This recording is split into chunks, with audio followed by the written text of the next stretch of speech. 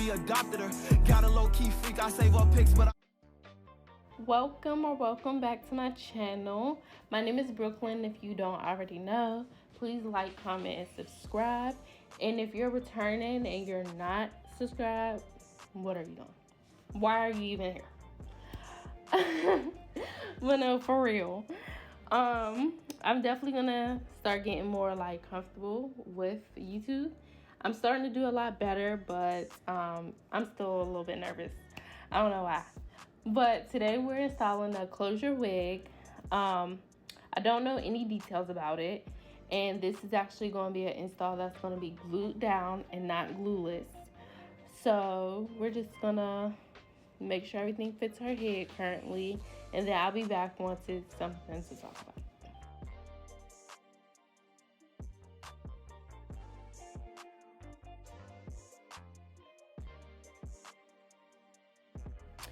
So I parted her hair a lot of times to really make sure it was in the middle. You could part the hair so many times, you really want to make sure that it's in the middle and that the wig is positioned correctly, because you don't want more hair on one side than the other. Since it's a closure, you want everything to look even and seamless, so as if you're giving a frontal look. But I'm just going to take my hot comb and get all the flyaways in place so I can have a clean base that I'm looking at, and I don't have any hairs out of place that will be in my way or anything.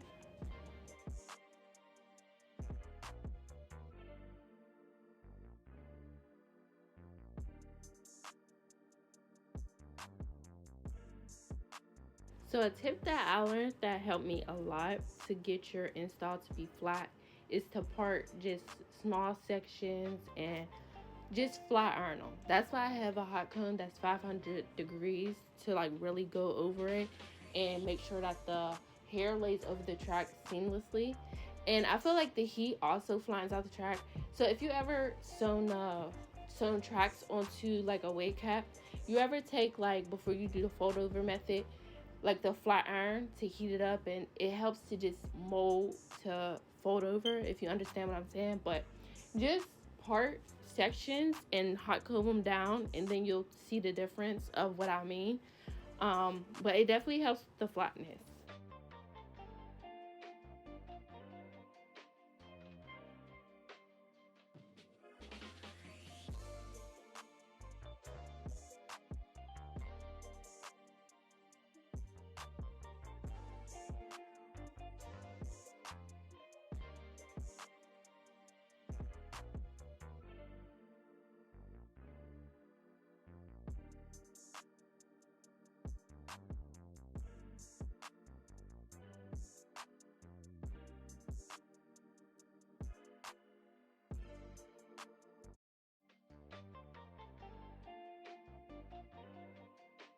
So another thing is to always keep trying the wig on your client's hair, not just to make sure it fits, but after I got done plucking, you want to put it on to make sure you didn't over pluck, and just still make sure everything is the way that you want it to be. You want to try it on multiple times so everything is just perfect. So once you go to lay that wig in the glue, you don't have any problems. You know what you're doing, you're prepared for it. So don't be worried about, oh, she's gonna think, oh, why do you keep putting this wig on my head? Like, I know she's not messing me up. No.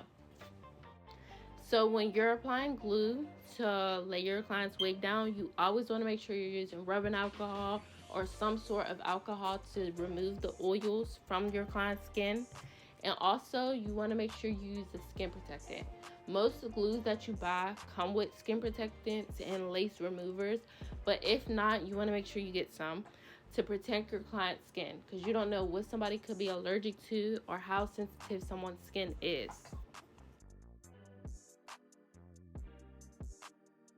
So for this install, I had to use the Got2b Free Spray because of her hair texture type. It was like real curly, so I needed something with a stronger hold to keep the hairs back. But I personally don't use Got2b Free Spray because one time I read about something about hair loss. So I don't use a lot if I do have to use it, but I always use my Spritz strong hold, one of the two. But now, since I got her edges back and I sprayed the skin protectant, I'm putting the wig on now. And I already cut the lace off. So you see how it has that tint. I haven't put the makeup on it yet. It's a transparent lace. So this is me trying a wig on now that the lace is gone. And I'm going to find her right makeup shade. The makeup shade that I use is Ruby Kisses foundation. It's cream foundation.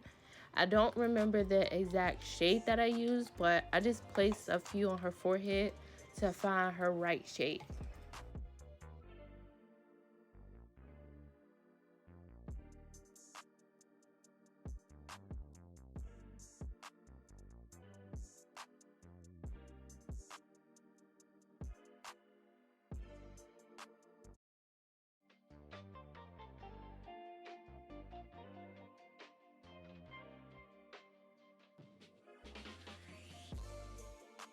Now that I edit the makeup, I'm just going to use the hairspray to lock in the makeup so it doesn't really transfer from the wig to our skin, because when you leave makeup on your skin, that's dirt that gets into your oils, which isn't good. That could cause breakouts. So I just want to clean her skin again since I put the makeup on her to find her shade. And then now I'll be placing the glue down. I use 3 layers.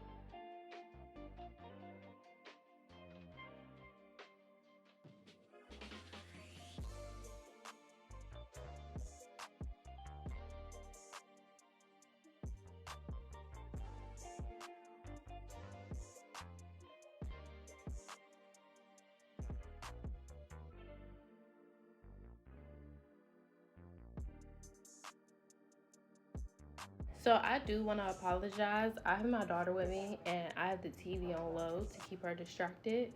So if you hear her or the TV in the background, I really do apologize.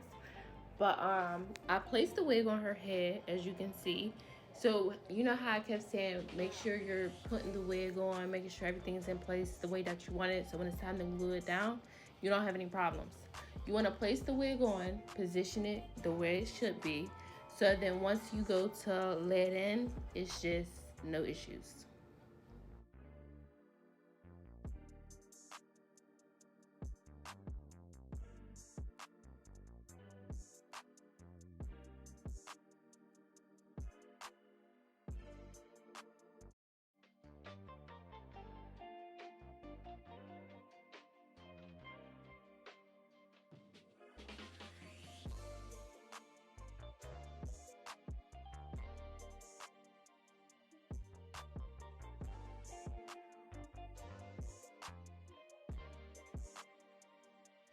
I'm just so happy that I was really able to record this install, because OMG, this came out so freaking good. I was like amazed by myself. Like it blended so well with her skin, and y'all will be able to see that. I hope I can get as close as I can so you really could see the hairline. I didn't have to do a lot of plucking. And I don't like to do the over plucking look where it like looks super thin, because you know hair sheds over time. So your closure is wear and tear because the lace is thin, and it's the lace. It's a piece of fabric. So the hair is gonna fall out eventually. So when you make it thin, it reduces the lifespan of the closure. So that's why I just do minimal plucking in the front. I do not part the hairline, pluck, part again, pluck. I don't do that. I literally just pluck the very front because that's what you see. But right now I'm going back into the parts that didn't get fully laid down. Which okay, so I put the glue down across her hairline. I follow her hairline, and then I place the wig down. I don't put too much glue because I don't want it to be in front of the lace and then I have to go back and clean up. I'd rather just add a little bit more than having to remove. So I'm using my rat tail comb and my glue that I placed on the back of my hand just to touch up on them small edges, and then once they dry, I'm gonna just place them down.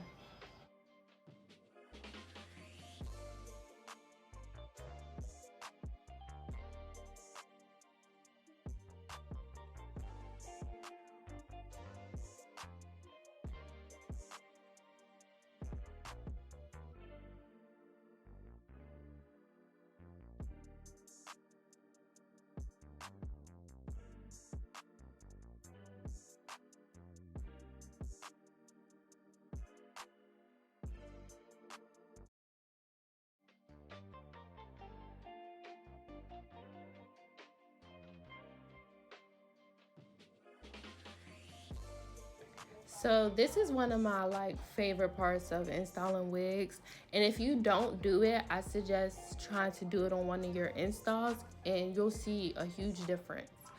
So I'm just gonna take my hairspray and I'm just gonna spray it along the hairline. And then I'm gonna use my elastic band to just hold everything down while I'm doing everything else. And I feel like this really melts the lace into your skin. And this also helps if you don't know your client's shade. And if you put the makeup on too, you always have to look at your client's head from an angle. Or if you're doing your own head, look at it from an angle. If you see the lace and you see the light makeup, like where it's noticeable, go in with a darker shade. And I'm gonna tell y'all this in every single video because nobody helped me with this. When I was watching YouTube videos learning, I wasn't being helped with this. And then I was wondering why, when I go take videos, why do I still see the lace from an angle or just see the lace period if in person it looks so good?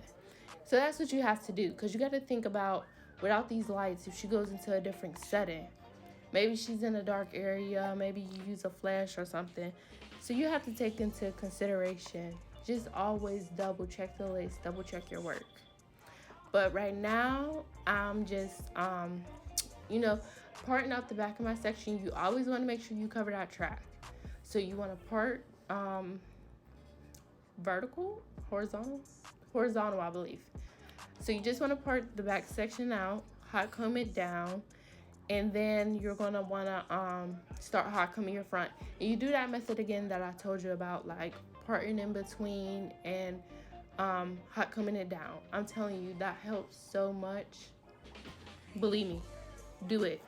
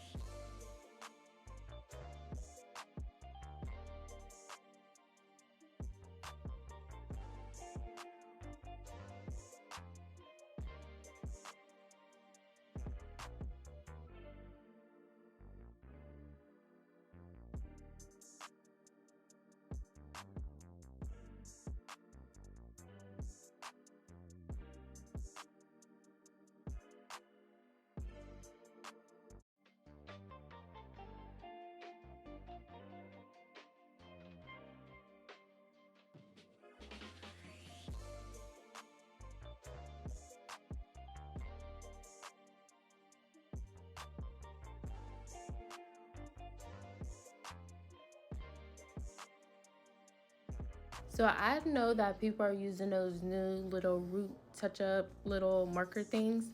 I personally don't. I still use the black hairspray because I love how it comes out. And for the part, do not use like a white little, I don't know what people use, but I always see that white little makeup part that they put in there. Please do not do white.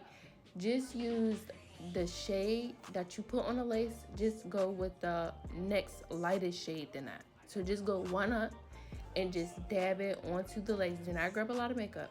Dab it onto the part, and you don't want to go all the way up from like the back of the part past the lace in the front onto our skin. You want to just dab it, but don't get too close to the lace, if you understand what I'm saying, because then you'll be able to see that in your pictures. You just literally want it on the part where the hair is.